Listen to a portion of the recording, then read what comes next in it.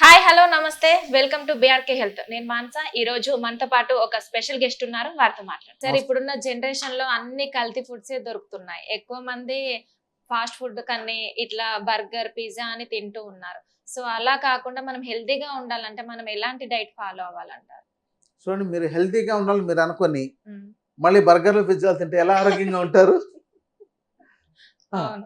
ఆ, కాబట్టి ఆరోగ్యంగా ఉండాలన్న ఒక ఆ యొక్క ఆలోచన వాళ్ళలో ఉన్నట్టయితే ఆయుర్వేద శాస్త్రం ఒక దినచర్య, ఋతుచర్య, మాసచర్య ఇలా రకరకాలుగా చెప్పింది. ఆ విధానాన్ని పాటిస్తే అసలు రోగాలు లేవు, రోగాలు రావు అంటుంది. మరి ఆ విధానం తెలుసుకోవాలి. అవును. తెలుసుకోవడమే కాకుండా ఆచరించాలి. ఈ ఆచరించే విధానం చాలా తక్కువ. సరే, రేపటి నుంచి పాటిద్దామని, ఈరోజు ఎలాగో ఫంక్షన్ ఉంది, ఈరోజు అన్నీ తినేద్దాం, మనకి ఏమున్నాయో రేపటి నుంచి పాటిద్దాం అనుకుంటారు. అవును. మళ్ళీ రేపు ఒక ఫంక్షన్ వస్తుంది, తర్వాత ఎల్లుండి ఒక ఫంక్షన్ వస్తుంటుంది, ఇలా రోజు వస్తూనే ఉంటున్నాయి. కాబట్టి వాళ్ళ నియమాలు పెట్టుకొని వాళ్ళు తప్పనిసరిగా పాటించాలండి. మీరు అడిగారు కాబట్టి ఒక్కొక్కటి చెప్తాను. దినచర్యలో ఏం చేయాలి? మనం ఉదయం లేవగానే మన శరీరానికి కావాల్సినంత నీటిని అందించాలి. లేవగానే టీ కాఫీలు తాగితే దానివల్ల సమస్యలు వస్తాయి. ఓకే. ముందు మీ నీటిని, ఆ నీరు కూడా శుభ్రంగా ఉందా లేదా, మీరు ఎలాంటి నీటిని తాగుతున్నారు, మినరల్ వాటరా, ఆర్ఓ వాటరా, ఇవి కాదు కావాల్సింది, మరిగించి చల్లార్చిన నీళ్లు. ఎందుకంటే మీరు మిగతా ఆహారాన్ని అంతా మరిగించే కదా తీసుకుంటున్నారు. మీరు మరిగించకుండా తీసుకునేవి ఏమైనా ఉన్నాయనంటే అవి పళ్ళు మాత్రమే. అవును. అది నేచురల్గా మనకు అందిస్తుంది, అవును. దాన్ని అలాగే తినొచ్చు. కానీ మిగతాది మీరు మీరు మీ మీ యొక్క పప్పు ఉడికించాలన్నా కూడా నీళ్లు పోయాలి, ఆ నీళ్లు కూడా ఉడుకుతుంది. రైస్ ఉడికించాలన్నా నీళ్లు పోయాలి, ఆ నీళ్లు కూడా మరుగుతుంది కదా. మరి మామూలుగా తాగే వాటర్ మాత్రం పచ్చివి ఎలా తాగుతారు? కాబట్టి మరిగించి చల్లార్చిన నీళ్ళను మీరు ఎంత తాగగలుగుతారో అంత మోతాదు తీసుకోవాలి. అంటే 1 లీటర్ తీసుకోవాలి, అర లీటర్ తీసుకోవాలి, 5 గ్లాసులు తాగాలి, ఇలాంటి సూత్రాలు ఏమీ లేవు. ఓకే. అంటే వాళ్ళ 3 లీటర్స్ 4 లీటర్స్ ఇలా తాగాలి అని అంటూ ఉంటారు కదా. అది రోజంతా. ఓకే. రోజంతా మీరు ఉదయం లేవగానే అప్పుడు ఏమవుతుంది, మీ యొక్క వెంటనే లోపల విరేచన క్రియ జరుగుతుంది. ఎందుకంటే రాత్రంతా మనం పడుకొని నిద్రపోయినప్పుడు మనకు ఎక్స్క్రేటరీ సిస్టమ్, అంటే మన శరీర శుద్ధి ప్రక్రియ అనేది మొదలవుతుంది. అందుకని మనం పని చేస్తూ ఉంటే మనకు ఎనర్జీ ఇస్తుండాలి బాడీ. మనం పడుకోగానే మనకు ఎక్స్క్రేటరీ మెకానిజం స్టార్ట్ అవుతుంది, అంటే ఇంకా బాడీ శుద్ధి చేసుకోవడం. సో మీరు తీసుకున్న ఈ రోజంతా తీసుకున్న ఆహారంలో ఉపయోగపడినవన్నీ అబ్జర్వ్ చేసుకుని వేస్ట్ అన్నీ ఎక్కడికి నెట్టాలో అక్కడికి నెట్టేస్తుంది. అందుకని ఉదయం లేవగానే మంచినీళ్ళు, మరిగించరాల్సిన నీళ్ళు తాగగలిగినంత తాగితే వెంటనే విరేచనం అవుతుంది, మీ పొట్ట ఖాళీ అయిపోతుంది. ఆ తర్వాత ఇంకొకసారి వీలైతే తాగితే ఇంకేమైనా ఉన్నట్లయితే అవి కూడా క్లీన్ అవుతుంది. తర్వాత మీరు తాగండి, టీ కాఫీ లాంటివి ఏమైనా తాగండి. కానీ అలాంటి వాటికన్నా ఉదయం ఆరోగ్యకరంగా ఉండాలంటే పళ్ళు తినడం మంచిది.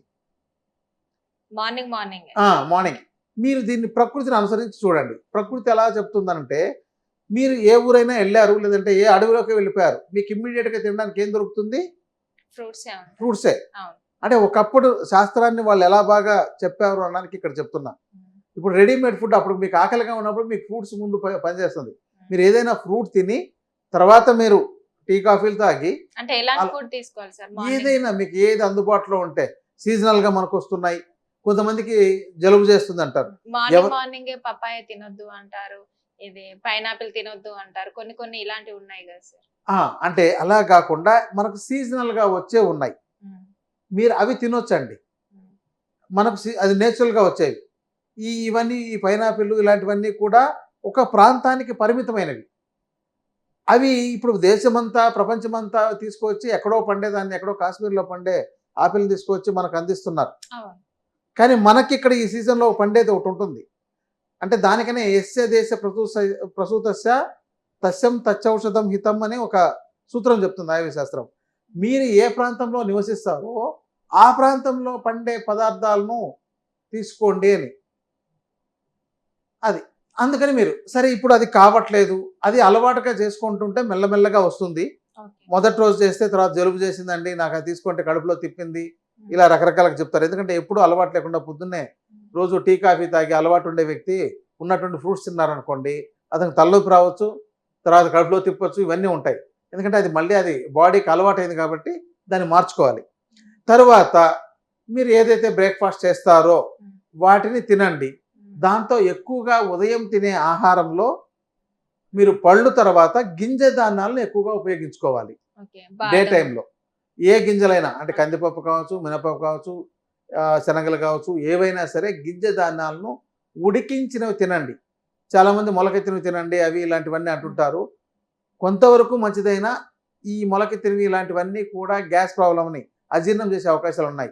ఎందుకంటే చాలా మందికి జీర్ణ వ్యవస్థ సక్రమంగా లేదు కాబట్టి ఫ్రూట్స్ అయితే తేలిగ్గా అరుగుతాయి.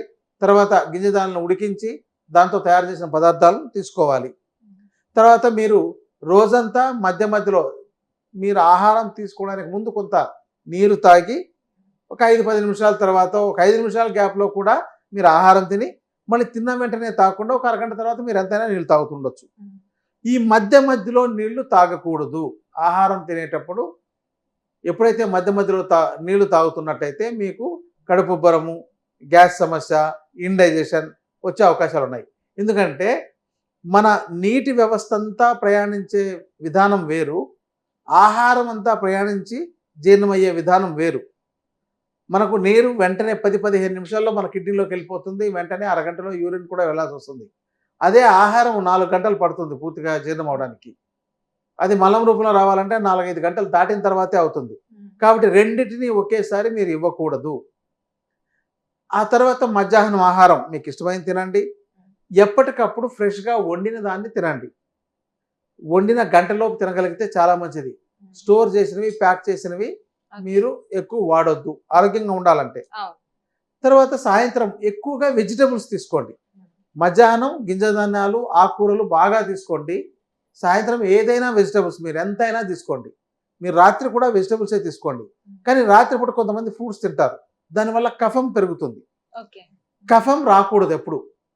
మీ ముక్కులో కఫం వస్తుందంటే మీరు రోగగ్రస్తులే, అంటే మీకు ఏదో సమస్య ఉంది. మీ మూత్రం వాసన వస్తుందంటే మీకు సరిపడినంత నీరు తాగకపోవడం కానీ లేదంటే ఇతర ఏదో సమస్యలు ఉండడం కానీ ఉంటుంది. ఆ మూత్రం ఎక్కువ సార్లు వస్తున్నా కూడా సమస్య ఉందని అర్థం, మూత్రం సరిగా రాకపోయినా కూడా సమస్య ఉందని అర్థం. తర్వాత విరోచనం రోజు ఎప్పటికప్పుడు అవ్వాలి. విరేచనము అంటే మలం దుర్వాసన రాకూడదు. దుర్వాసన వస్తుందంటే మీకు లోపల మీ యొక్క ఆహారం కుళ్ళిపోతుందని అర్థం. మీ తీసుకున్న ఆహారం కుళ్ళిపోతున్నట్లయితే అది రోగాల పాలు చేస్తుంది. మీరు ఈరోజు తీసుకున్న ఆహారం ఈరోజే జీర్ణమై వీలైనంత వరకు ఈరోజు కాలేకపోయినా రేపు ఉదయం లోపు విరేచనం అయిపోవాలి. ఇది మన జీవన విధానంలో డైలీ తీసుకోవాల్సింది. తర్వాత ప్రతి 15 రోజులకు ఒకసారి కానీ 4 రోజులకు ఒకసారి కానీ విరేచనానికి ఔషధాలు వేసుకొని, ఏదైనా ఔషధం అది వైద్యుల పర్యవేక్షణలో తీసుకొని విరేచనాలకు వేసుకుంటే అది ఒక్కసారిగా 4-5 సార్లు విరేచనాలు అయ్యి పొట్టనంతా ఖాళీ చేస్తుంది. అంటే ఎక్కడైనా స్టోర్ చేసినవి, ప్యాక్ చేసినవి ఏమైనా ఉన్నట్లయితే ఆ ప్యాకెడ్ అన్నీ కూడా బయటకు వచ్చేసి క్లీన్ అవుతుంది. అలా చేస్తున్నట్లయితే చాలా వరకు ఎలాంటి రోగాలు రావు. ఇంకోటి అంటే మీ నీరు ఎక్కడ వేరే ఊరు వెళ్ళినా ఎక్కడికి వెళ్ళినా కూడా మీ నీరు వేడి కాచి చల్లార్చి నీళ్ళు తాగితే జలుబు చేయడం కానీ దగ్గు రావడం కానీ ఇలాంటివి ఏమీ ఉండవు. మీ ఆహారంలో బాగా కూల్గా ఉండే వాటిని, వేడిగా ఉండే వాటిని మిక్స్ చేసి తీసుకోవడం. చెప్పిన డైట్ అంటే మామూలుగా ఆఫీస్కి వెళ్ళి వర్క్ చేసే వాళ్ళకి ఇలాంటి మీరు చెప్పిన డైట్ అయితే ఎందుకు అవ్వదు? మీరు ఇంట్లో వండుకొచ్చి తింటారు, మధ్యాహ్నం లంచ్ చేస్తారు, మళ్ళీ సాయంత్రం ఇంటికి వెళ్తారు, ఇంట్లో తింటారు. అంటే మీరు 24 గంటలు ఆఫీస్లోనే ఉంటారు కదా. మీరు ఉదయం ఒకవేళ ఆఫీస్కి వస్తున్నారంటే క్యారియర్ పట్టుకొచ్చి ఉంటారు, మధ్యాహ్నానికి తినొచ్చు, అలా ప్రాబ్లం ఏం లేదు. ఇంకెక్కడ సమస్య వస్తుంది? అంటే వాటర్ తాగడం వల్ల కూడా ఎక్కువ వెళ్తూ ఉన్నా కూడా చూసే వాళ్ళకు కూడా బాగోదు అని కూడా అనుకుంటూ ఉంటారు ఆఫీస్లలో. అయితే మీరు ఉదయమే మీ కార్యక్రమాలు సరిపడినంత అదే ఎంత తాగాలనిపిస్తుందో అంత ఉదయమే కంప్లీట్ చేసేయండి. మళ్ళీ మధ్యాహ్నం మీరు ఎప్పుడు మీకు అవసరమైనంతే తాగండి. మళ్ళీ రాత్రి మీరు ఇంటికి చేరిన తర్వాత అవసరమైనంత తాగండి.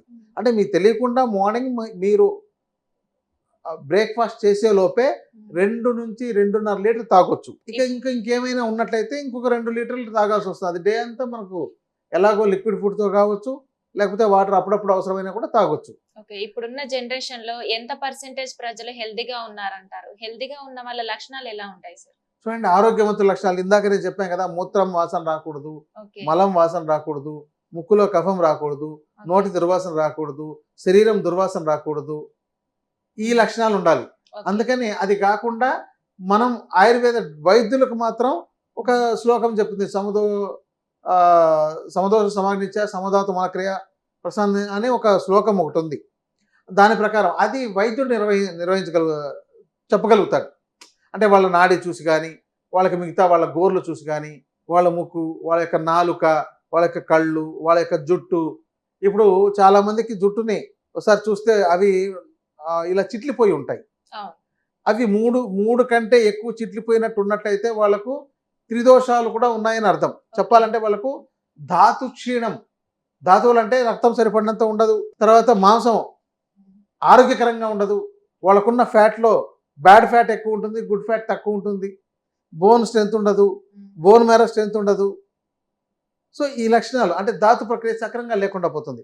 వాళ్ళ యొక్క జుట్టుని చూసి కూడా చెప్పేయచ్చనమాట. కాబట్టి అది వైద్యుల పర్యవేక్షణలో ఒకసారి చెక్ చేయించుకోవడం మంచిది. ఇక తన్ను తాను పరిశీలించుకోవాలంటే తను ఎంతసేపు పని చేస్తున్నా అలసిపోక, అంటే అలసిపోవడం అంటే చాలా కష్టపడే పని అయితే కొంత అలసిపోతారు కానీ సాధారణంగా చేసే వరకు రొటీన్గా ఎంతసేపు అయినా చేయగలుగుతారు. ఇలా ఉండేవాళ్ళు ఆరోగ్యవంతులే. ఇక వాళ్ళ యొక్క రంగు ఎలా ఉంది, వాళ్ళ స్కిన్ ఎలా ఉంది, ఇవన్నీ వాళ్ళు చూసుకోవాలి. కొంతమంది చూడండి మెడ దగ్గర అంతా నల్లబడిపోయి ఉంటుంది.